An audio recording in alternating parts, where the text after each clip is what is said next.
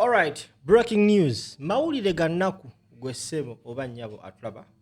Omwami amanyikiddwa amannya ge nga Christopher Okelo agenze mu ssomero erimu mu bitundu by'eggaba eririmu abaana abato oba kye twandiise early childhood daycare n'atugumbula abaana basatu. Ku bano kubaddeko omwana w'obuwala omu n'abalenzi basatu.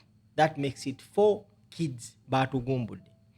According to the police, abatuuseewo gwe ssebo oba nnyabo ku kifo nga bayita mwogezi wa police owa Kampala Metropolitan Police omukyala Rachel Akawala akonfaminze amawulire gano nti sofa abaana abattiddwa bali bana. Mu post eteddwa ku mukutu ogwa Daily Monitor bagamba nti Kampala Metropolitan Police spokesperson Rachel Kawala confirms that 4 children, 1 girl and 3 boys, have been murdered by 34-year-old Christopher Okelo at Gaba Early Childhood Daycare Center.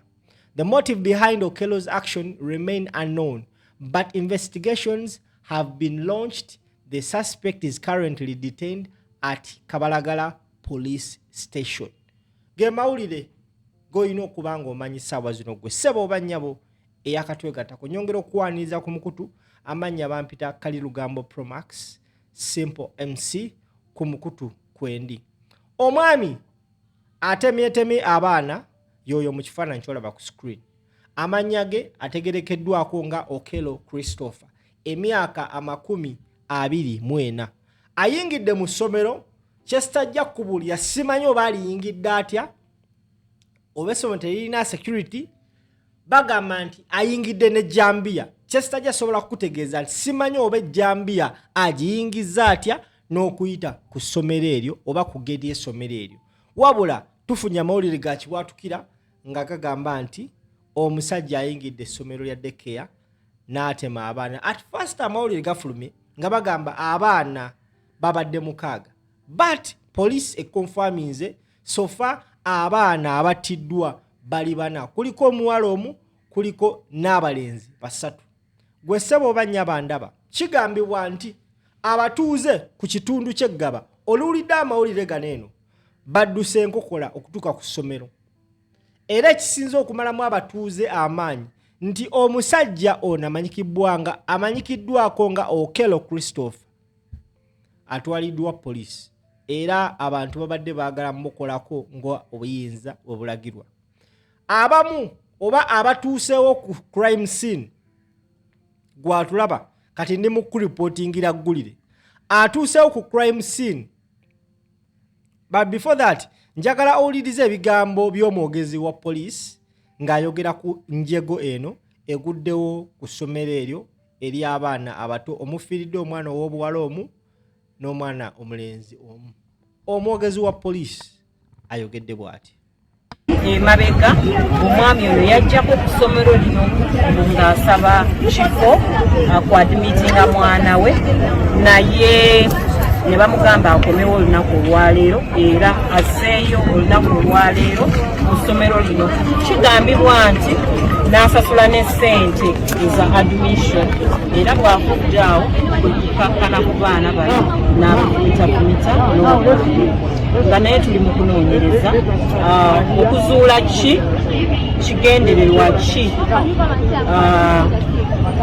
ekyamuleetedde okukola ekikolwa nga kino, ng'ekikolwa kya nnaku ng'era tugaba nga abaana bana be battiddwa mu bukambwe. Kigambibwa nti omwami ate gwe tukutte ayitibwa Christopher Okelo Onyum, ono azeeko ku daycare center eyagaba early childhood development. Ono n'afumita abaana bana era bano ne bafiirawo, ng'abaana bano babadde 14 nga 10 atubakwasizza bazadde baabwe, naye nga emirambo gy'abaana abana gitwaliddwa okuwanika okugyekebejja. Ensonga emuviiriddeko ekikolwa kino temunnabagitegeera. Ensonga lwaki akoze ekikolwa kino tembadde tunnagifuna.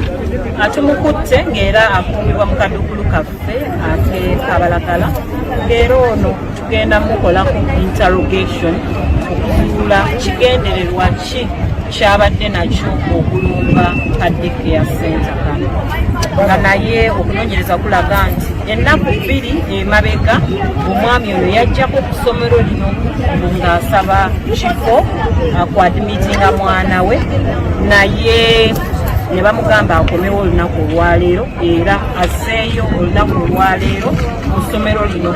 Kigambibwa nti n'asasula ne ssente eza admission era bw'afujjaawo kwe kukakkana ku baana bano n'abafumitamita n'obulamu, nga naye tuli mu kunoonyereza okuzuula ki. Alright, ebyo bigambo by'omukyala oyo omwogezi wa Kampala Metropolitan Police akugamba era nakakasa nti omwami ono Christopher Okello Oliem afumisa abaana ku ssomero eryo erya daycare. Yaliko ku ssomero eryo a few days ago nga asaba admission y'omwana we. Tebigatta, amazima go tebigatta. This gentleman yasoka najja ku ssomero because right now the public is looking for the motive.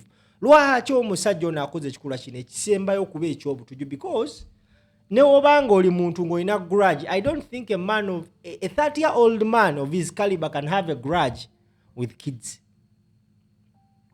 Yajja n'asaba ekifo ku ssomero eryo ne bamugamba komawo mu nnaku nga ziizo, akomewo leero mbu n'asasula ne ssente. Olumaze osasula ssente, omwami ono n'afumita abaana ebiso. Tekigatta. Kyannaku nnyo nti always mu ssaga nga zino waliwo abantu abali innocent aba losing their lives. Now, those 4 kids have lost their lives. It is very absurd. Era nze ntwala okusaasira eri abaana abo n'abazadde okufiirwa omwana wo nga mbutuufu in reality you have contributed to the death of your child. Omutwala mu ssomero eryo, oyinza omutwalayo nga wali olyagala essomero naye nga munne tomanyi Katonda nteekateeka ze, kumbe bambi oli omutwala mu ssomero omusajja gy'agenda okuva amufumita ebiso. Abatuuze eggabaawo beekumyemu ogutaaka okukkakkana nga bataddewo resistance, bataddewo riots, ekiviiriddeko poliisi okuba amasasi mu bbanga okudispazinga abeekalakaasi. Kigambibwa mbu bo wadde balina endowooza yaabwe endala ku musajja ono era nga bagamba poliisi lwaki emukukusa. Kankulage ekibaddewo briefly then nkomewo. Ensonga eno tugenda gitambula mpola naye enkulayira gye tunaggwera ogenda kwewuunya. Katukomewo. But you can use school. You don't allow people to come here. No. You go there. You go and cut your student. If you're a student, don't disturb us. Shall kill you. You come back here again.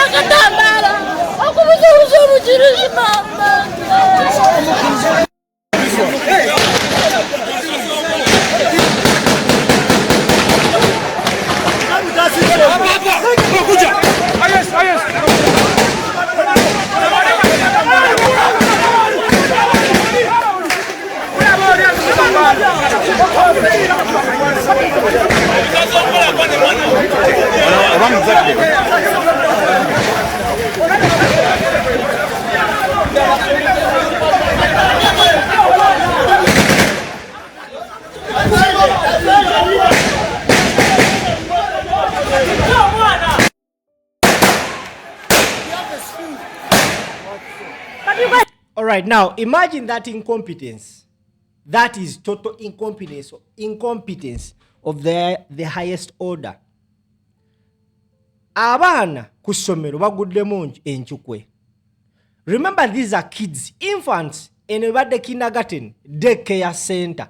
Abaana abatasukka myaka 4 5.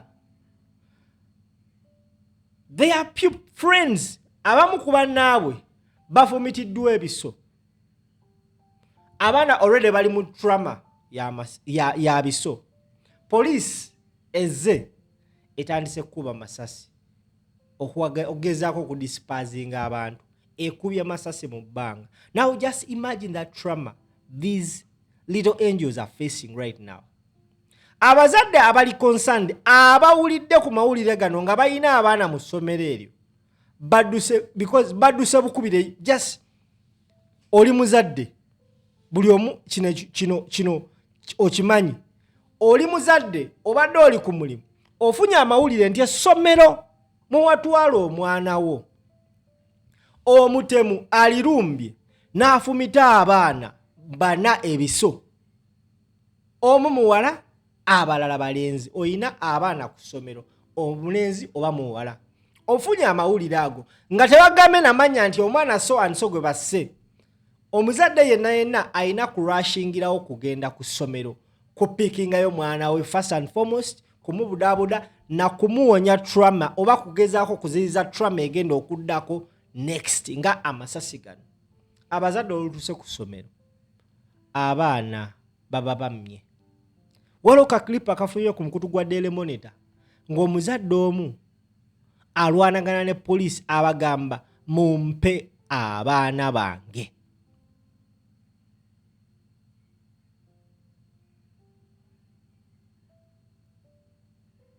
Njagala owulirize video eno. No! They will take you away. I want my children. I still my children alone. I'm telling me 6-year-old should pick up in this school. When they murdered their baby class, give me the children now. How much did you carry? I was calm until you carried me. Let me tell you, all of us are not going to keep quiet. Give us our children as you handle us. There's a humane way to do this. You can't traumatize children by keeping them there. Give us our children. Or go explain to my 85-year-old father what has happened, because I can't. I have no words for it. I have no words for what has happened. Give us our children. Our children. We want our children. We want our children. Give us our children. You can call me here. All you're doing is doing further for you now. You can't carry me because I asked for children. No. Now, that is one of the parents abazze ku crime scene oba abazze ku ssomero okudimaninga babawe abaana baabwe bambi babatwale waka, because eno embeera tewali mwana gwe wandiyagalizza wa myaka egyo kusigala mu mbeera eno. Now tubadde tuli awo ne zireeta omukulu akulira poliisi amanyikibwa nga Abbas byakagaba, atuuse ku crime scene immediately mu bwangu obw'ekitalo ng'omusajja omukozi w'emirimu akolera oba akulira oba akulembera poliisi, atuuse ku crime scene mu bwangu obw'ekitalo.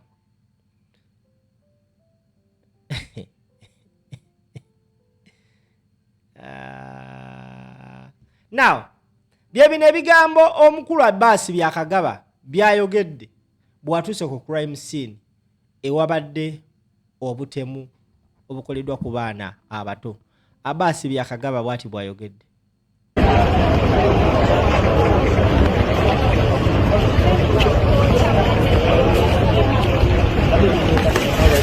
Abantu baffe batuwe information yonna ekwata ku muntu oyo akoze ekintu kye.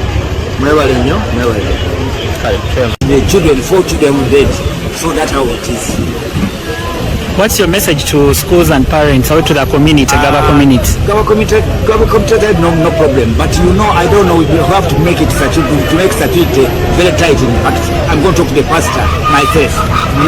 Your name? My name is Jimmy Kamil. Jimmy Kamil. Okay.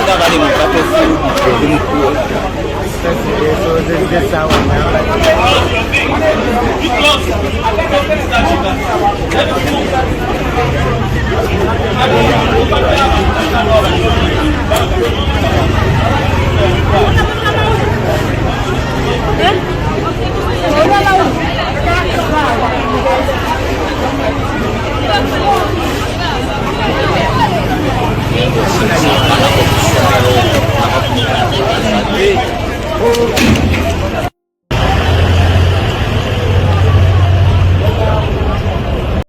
Alright, we're talking in showers, no? That is the most trending story on both social media and the mainstream media. It is the most trending story as we talk right now. Kyanaku nnyo nti abaana bano bafudde. Battiddwa mu butemu obw'ekitalo. Battiddwa mu bukambwe. Enfa gye bafuddemu mu butuufu tewali muzadde yenna yandiyagaliza muzadde mulala kuluzinga mwana we mu nfa oba mu nzita efaanana bwetyo. Tusaba Allah emyoyo gy'abagenzi agiramuze kisa. Inna lillahi wa inna ilaihi raji'un. Naye Mugisha muntu yavaayo n'agamba ekigambo eki yakola ati time.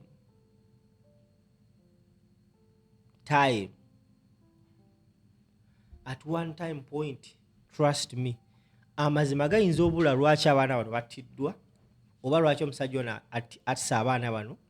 Motive eyinza otubula oba they can even cook any motive. Naye we know nga Mukama Katonda embeezi waffe. Justice will be served kwoyo abadde emabega w'okutta abaana bano. Oyo musajja era agenda ali embaata ye kubanga enjegeno weeguddewo nga n'abazadde b'abaana tebannatuuka ku ssomero. Abatuuze abali around nga nabo bazadde newankubadde nga tebalina baana mu ssomero eryo babadde bakambwe nnyo. Abamu balabiddwako nga bakulukusa n'amaziga olw'ekikolwa ekikoleddwa oba olw'ettemu erikoleddwa ku baana banene. Because abaana bali innocent, very innocent, and there was no reason. Nyongera okujjukiza Zayid Lighting Store. Tuyina amataala aga buli kika. Oyina essomero, oyina restaurant, oyina hotel, oyina ennyumba y'amakaago. Bambi jangu tuwagire ng'otugulako amataala. For more information, please call those numbers wansawo ate tubeere nga tukwatagana. Mubeere bulungi, muweraba.